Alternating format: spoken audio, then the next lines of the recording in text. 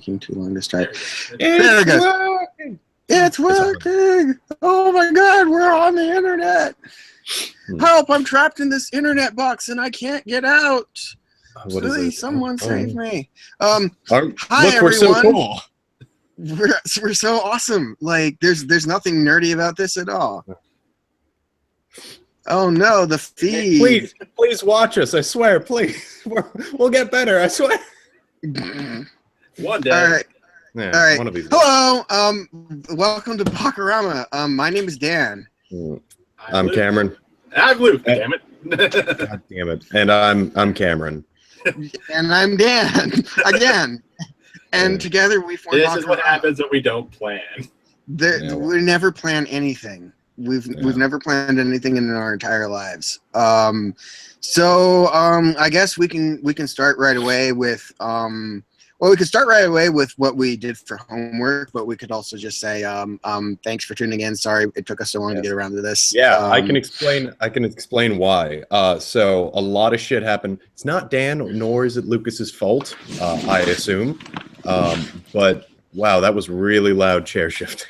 Yeah, but a lot of things started happening in my life at the same time. So I got married a while ago, but now my wife's from Hong Kong, so we need to get a visa and all this stuff. So we're doing all this stuff there. That's going to cost about $9,000, which I don't have lying around. So I had to go borrow that from my dad. And then he gave you money?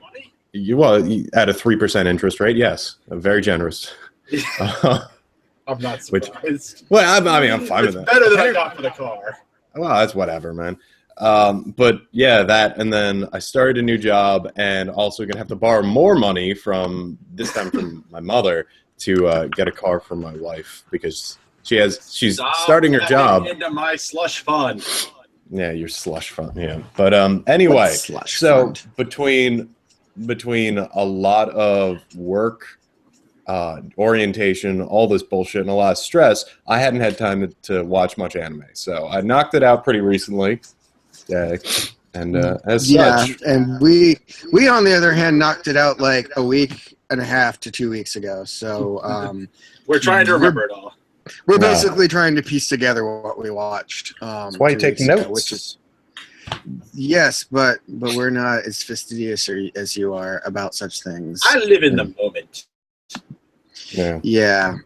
We like to be. So what we watched was a show called Grimgar of Fantasy and Ash. I thought it was Grimgar. Yeah, well, it's spelled like Grimgar. I thought it was J. No, it's with a J.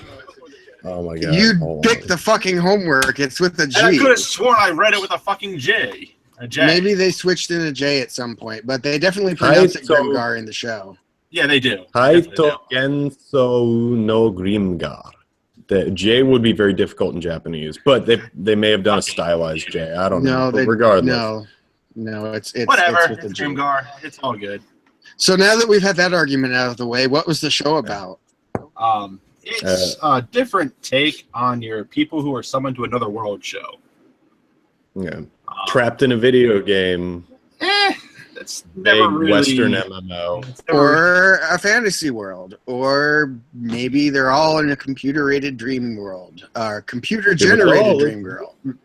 Computer-generated dream world. I could have sworn I heard computer-generated dream girl. I definitely said that by accident. I definitely said that by accident. That would be a completely different show. That we're not going to get into what that could be. It could be anything. So basically, the show follows the B team. About 10, 12 people are brought to this world, and the good guys form up their own squad, and they follow the leftovers. The guy who's a commando, guys who's like doctors and well-educated and whatnot, and then it's like, hold on, let me just piece the scraps together. It's like, here's a bunch of children. Yeah. It's like when you're making cookies and there's one. Think of the children. They basically took like everyone who got picked last for soccer or baseball, and they were just like, "Hey, you want to be in a party? Okay, let's be in a party. What do we do in this party? We fight shit. Like we fight shit, and we potentially die." And that is out with the opening animation of that fucking show. It's goddamn gorgeous. Well, it's nice, but like, what does shooting marbles have to do? I was meaning like with the actual animation, not the. Oh yeah. Like not the intro not song, the OP. Not the OP. Yeah. The actual opening scene of the. Yeah, the OP does have marbles in it, and it's kind of. I don't know. They might be used to represent the world. I don't know, or worlds. I kind of feel. Yeah. But I feel like they were baiting for a second season. They just didn't get the ratings, so like, all right, fuck. Yeah, it. no. Like, unfortunately, when this came out, it did not come out to rave reviews. Unfortunately, though, I personally loved it when it came out. I watched it simulcast, and it's still one of my favorite shows.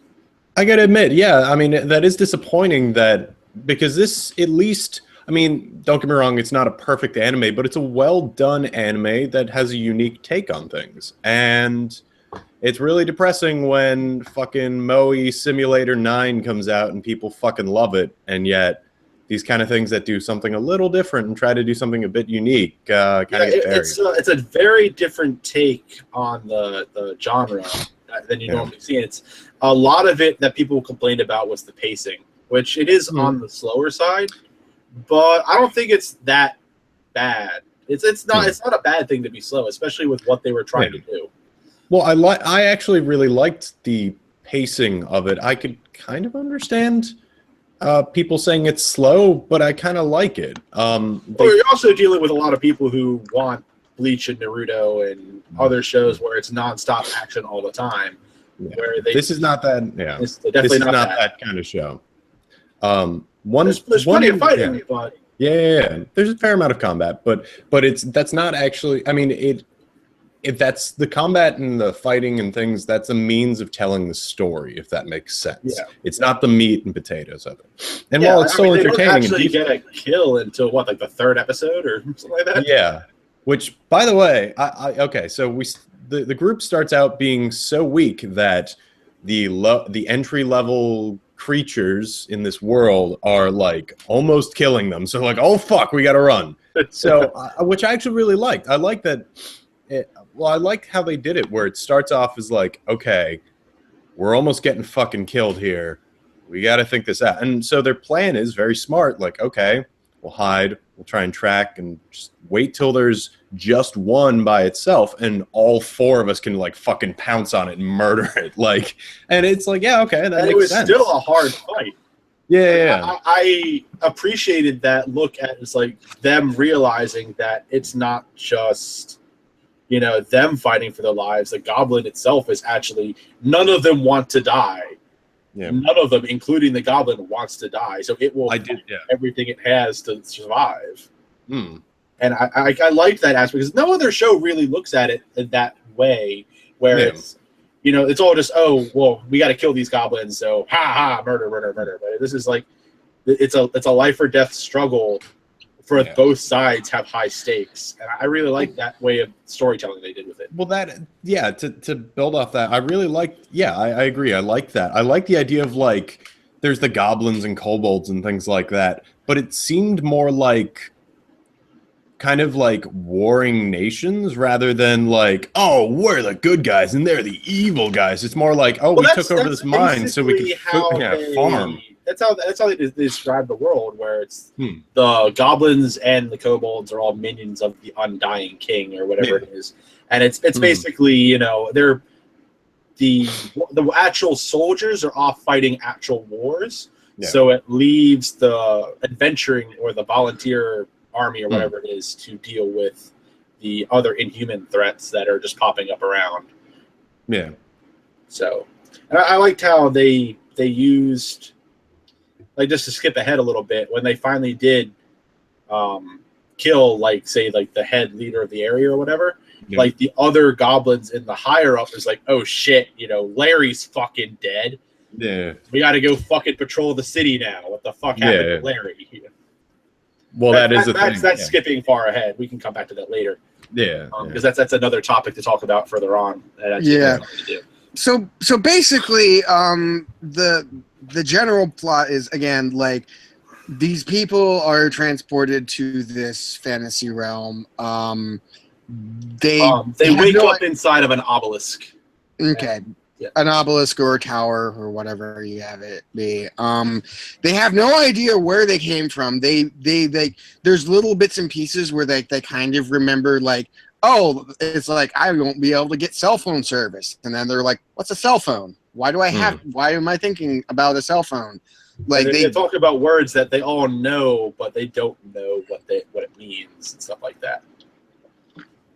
Like, I know this word goes here, but I don't know what this word is or what this thing I'm talking about is. And again, we don't really have to have spoiler warnings because you understand when you watch the show that we're going to spoil the shit out of it. Spoiler warning, they never get around to telling you, like, where they came from or why they came here or any of the meaning of that. I'm fine with that. Yeah, I like that too. Yeah, I am too. I don't it's good. feel that it impacts the overall story in any real way, like where they came from. I mean, it doesn't affect the story as a whole with what they're telling.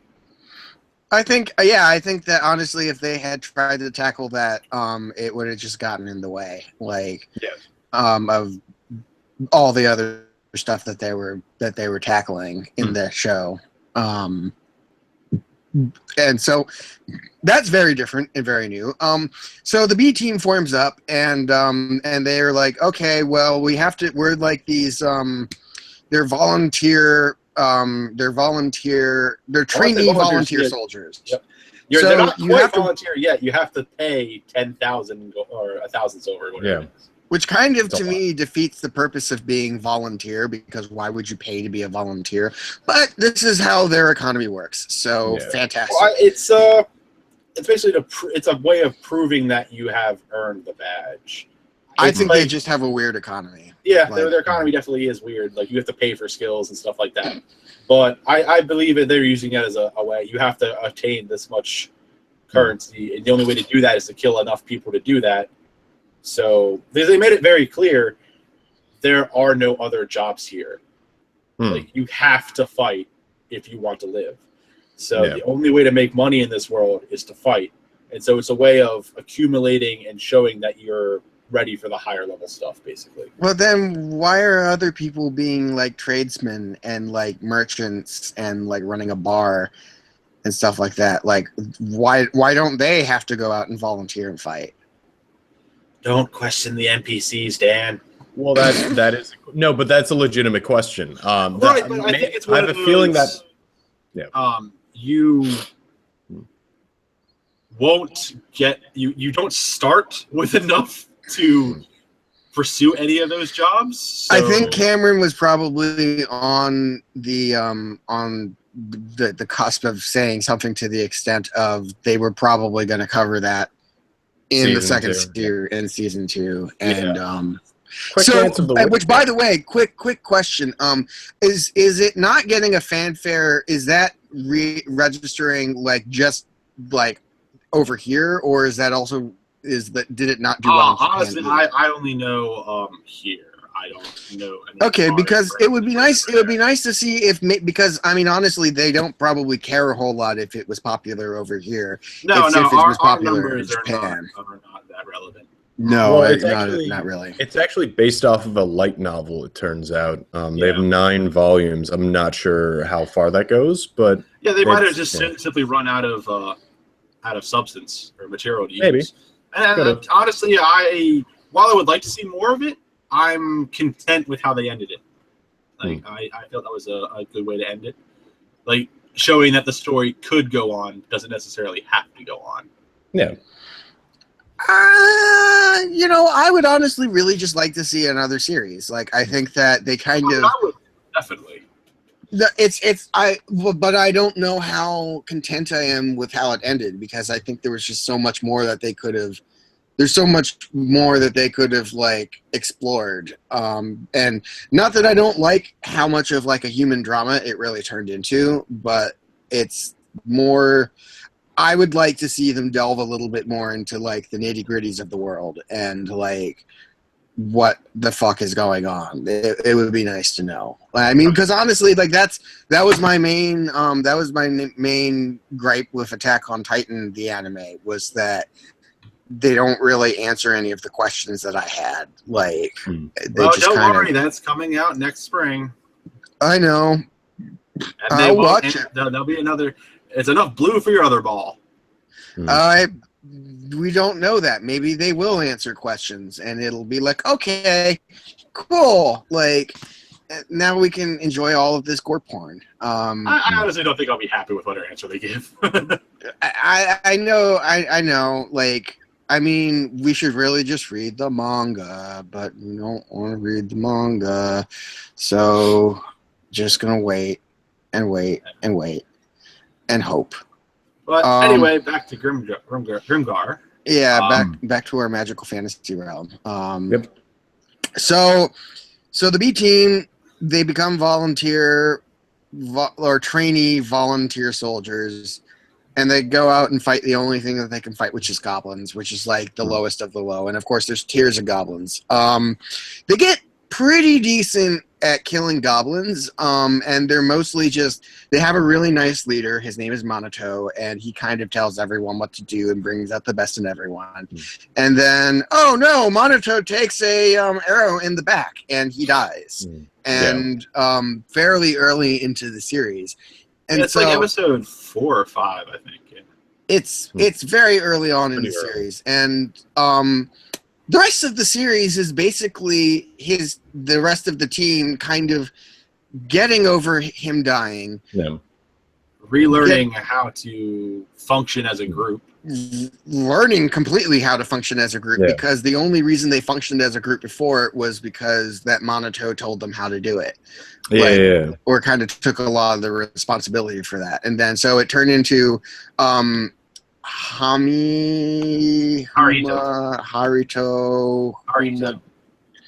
Let's call him Haruhito. Haruhito, the thief of the group, and kind of more or less the main character of the show. I definitely call him the main. Yeah, he's kind of the main character. So he kind of gets shoved with the leadership role. And so he kind of has to learn how to be a leader. Even though he probably had the snuff for it before, but he just did, it's himself actualizing and realizing, oh, I really can do this. It's him basically getting the confidence to become a leader. Yeah, that too. And what else is the series about? And kind of like being able to put to rest Monato dying and them becoming better at their job. It's basically learning to deal with death, grieving, and growing as a person, group / individual. Yeah. Which is that's one. Yeah. Well, that's one thing I actually really liked was it was something where there's a lot of aspects of, I mean, yes, again, there was the fighting, but it was a lot of aspects of like things that aren't often dealt with in these kind of animes or stories or games, where it's like, oh, we've formed a party. Well, what is a party? And it's like, well, a party, aside from just working together, it's a way of focusing on people's strengths and minimizing their weaknesses, getting other people to cover their weaknesses. And it's like, I do enjoy that this definitely decided to tackle a lot of these issues very differently than how any other show has really done it. Yeah, definitely. Until now. It's very much, I don't want to say it's a deconstruction of a show like that. It's they definitely tackle it in a different way, and they really get down into like, what it means to be a party. What does it mean to function as a group, and and like how do you interact, like not just how do you interact, but how do you communicate with people, where it's like everyone else is on one page, and then there's someone who's like a lone wolf goat, right? Like when they finally do go back out in the field, they have to replace their priest, and they bring in Mary, who is basically a survivor from a previous party that didn't do well. To put it nicely. But so she's very standoffish and doesn't fit with their expectations of a priest because of basically Manitou spoiled the shit out of them. But at the same time, they need this person. So it's this balance of like, how do you interact with a person you have to have, but you don't know how to communicate with, and who honestly doesn't, for the first half of the time she's with them, want to interact with them in a way that is helpful. Yeah, and obviously she has very deep personal reasons for that, which are later dealt with, and she later comes to deal with them in her own way, in a very real way. But I mean, regardless, that focus on the whole your party. A party has to kind of function on everyone playing their role, and if someone's just kind of along for the ride and not really playing the role that you expect of them, then what do you do? I mean, it's like, well, you're really the only other priest that we could find who's you're actually beyond our level. Who's slumming it with us? Yeah, and I find it funny that they that is something we can probably get into a little later, of exactly how much like a video game a lot of this is. But she's a higher level than all of you, and she's really only coming along kind of out of the niceness of her heart. And she needs to make money. That's basically what it is. She's teaming up with them because she needs to make a living. There is a bit of kind of like pity, where it's like she begrudgingly comes along. A lot of it's also she can't be picky about who she goes with because she's burned so many previous bridges. You get the implication that she's gone with many other groups, and just basically she's been kicked out of all the other groups because of how she acts. So she's used to it. So it's pretty much she'll take whatever work she can get because it's the only money she has coming in. She's a high level, but since she's hard to work with, no one wants to take her. I didn't quite get that impression. I got the impression she kind of it's a lot of the subtle stuff. Like when they go to talk to her in the village, you can see they even make a point of how talking about it, where you see her tense up and that she's ready to get kicked out is basically what it's happened before. This is a conversation that she's had umpteenth times before. She's ready for the rejection. She's ready to be told that the party's it's not working out. So I mean, she's obviously been in a lot of parties before and just not worked out with because she's hard to deal with. Okay. So, I mean, it's, in my opinion, it was explained, but.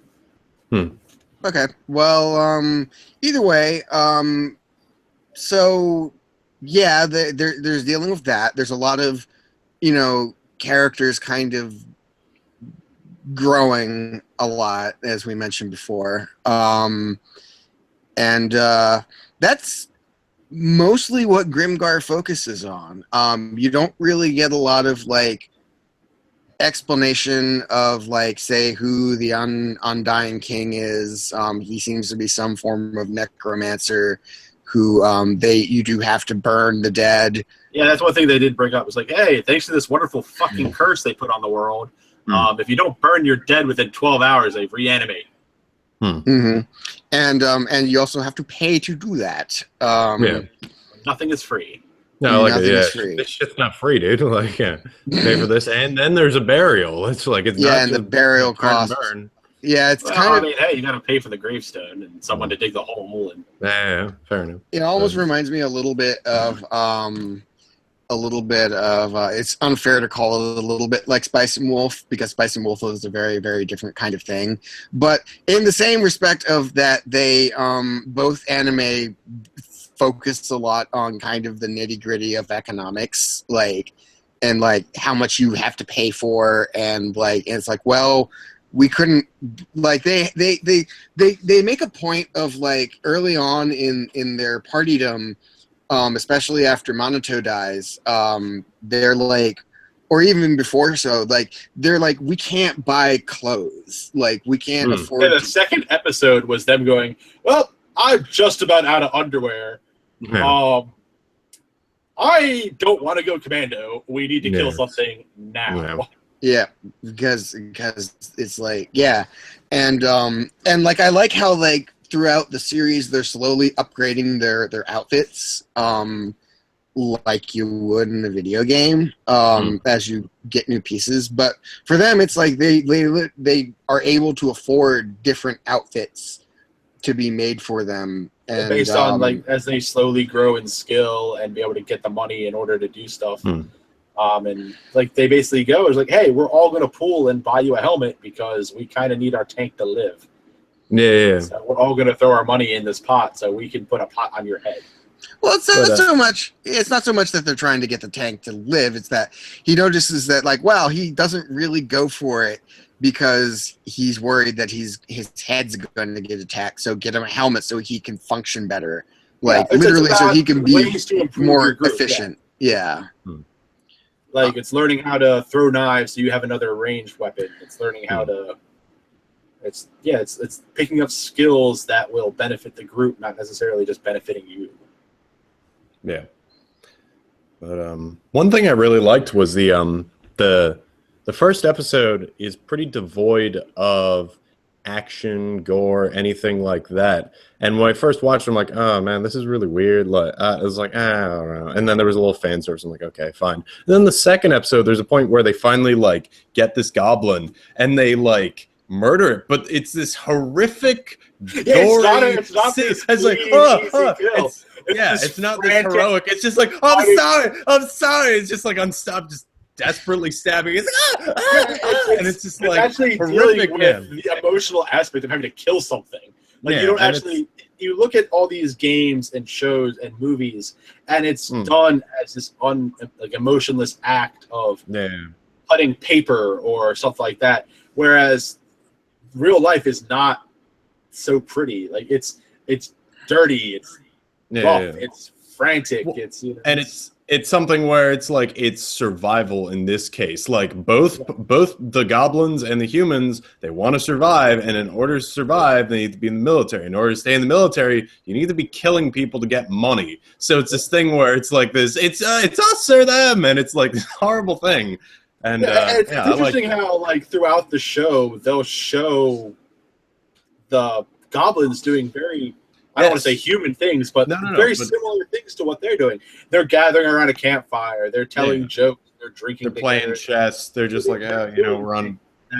Shows them that maybe given different things, we'd be on the different sides of things. But they're very like them.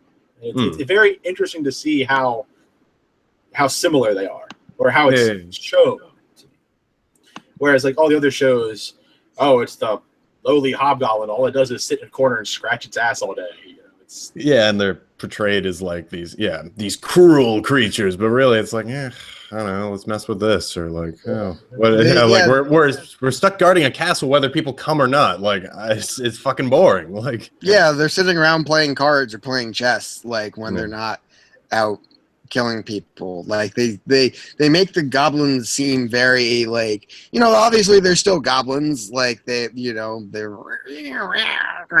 everything, and they're dancing around and making fun of people, but they also seem very like they're very humanized. Like they legit, like they even talk about like their social structure, how it's like a few females are guarded by a lot of males. Yeah, like, basically the king has all the fucking female goblins. He has a goblin harem, and all the males are the ones out fighting. Yep. So they end up killing goblins for a good portion of this series, and then once they exact their revenge and kill the group of goblins that killed Manitou, then they're like, okay, well, we can't. We've got our closure. We've had our closure, and as it turns out, for one reason or another, like basically the bigger, meaner goblins. By killing Larry, Mo and Curly got pissed, so they brought their big brother in, Frankie and Vinny, to patrol the city, and they just can't quite handle them. Well, it is kind of like, I don't know, military's like, oh shit, people are actually attacking this outpost, better reinforce it. Like, they wiped everyone out. Okay, we'll put more troops there. And it's like, well, that's what you do, because you don't want to lose this territory. Like, So they basically reinforced it to the point where it didn't make sense for them to go back anytime soon, because basically it's too much heat for them. So they decided to visit the Cyan Mines. Yeah. Which, as you find out earlier in the show, is where Mary's party had their fateful situation that happened where they lost, what was it, like 75% of the group died in the mines? There were 5 people and 3 people died. So only 2 made it out alive, and that's Mary being the healer of the group, who was always trying to be the perfectionist that Manitou was, which turns out always trying to do basically 3 people's jobs at once. Basically ran out of mana at a critical spot when they were facing the boss, basically, and ended up wiping the party. So, well, the party wiped. Whether it was her fault or not, it wasn't her fault. It was all of their faults. It was a combination of factors. Yeah, they combination of ego and they basically got so proud and so bold because they were basically killing everything in front of them that they decided to tackle a boss that was above their level. But that is a really interesting point, though, where it's like, hey, it's really easy in war, like, to get too far ahead. Well, not even, but just to get complacent, like, haha, I've done this forever. I know what I'm doing. And then people just like, I don't know, just snipe you or something. You know what I mean? Yeah, like, you make a move you've made 100 times before. Yeah. That works on everyone else, but this guy's seen that move before. Yeah. So he knows a counter. Well, that's the other interesting thing was with the goblins. It was something where initially it's like, yeah, they're fighting people who are untrained and like, just like these fucking cannon fodder, basically. But then, like, when they start getting into the actual castle, it's like, oh shit, these are people who have been fighting people all their lives. And it's like, no, I know what you're trying to backstab me, bitch, and put my back to the wall or do whatever. When they were fighting in the house, they had anti-hero tactics, basically. We've been fighting. You're not the first party we've killed. Yeah. Like they had the big boy and a bunch of archers sitting in the corner and all that. Like they had strategy and they had plans and they had tactics, which makes sense. All before that they had just fought lone sentries, basically. And what had killed Manitou was they had basically walked into a trap. Yeah. Set by the same higher level group before. It's like, oh, let's catch these guys off guard. And originally they were targeting Haruhito. They weren't actually targeting Manitou. Manitou was just a target of opportunity. Yeah. Well, again, that's war, where it's like, let's set up an ambush, see what hits. Oh, people came here, boom. Like, it's, I don't know, it was an interesting thing. And just like, I don't know, again, like, oh, we lost a member of our party, but it's not interchangeable, and it's not like one episode where it's like, oh no, he'll be missed. Oh, this person will help avenge it. It's like, oh fuck, he was our friend, dude. Like, it's like, this is bullshit. And like, I really like how, like, for instance, like when the priest says, if you don't have the money, I will do it. It's like, no. Yeah. We will fucking pay for our friend. You know, this is our responsibility. We will do it. Yeah. And then when I don't remember his name, but the head guy who came and offered to buy their badges for them, so they wouldn't have to worry. It's like, no, it's like no, that's not how we want to do it. We want to do it the right way. You know, it's very interesting how they showed that, because there are a lot of people who would have just taken that gold and bought their badges and just kind of just retired and not done anything. Because I feel that it's not really explained, but I think once you become a natural volunteer soldier, you actually get a salary. Oh yeah, probably. Yeah, maybe. We should. There's no way to know, but I think there is a way to know. We could read the light novel. Maybe one. But no one's got time for that. I'm not a huge fan of light novels, honestly. I'll watch the adaptations, but I don't really want to read them. Some are good, some are bad. It depends. I've read one that I really, really like the manga adaptation of. But what was it? Rise of the Shield Hero. Okay. The manga is really, really good,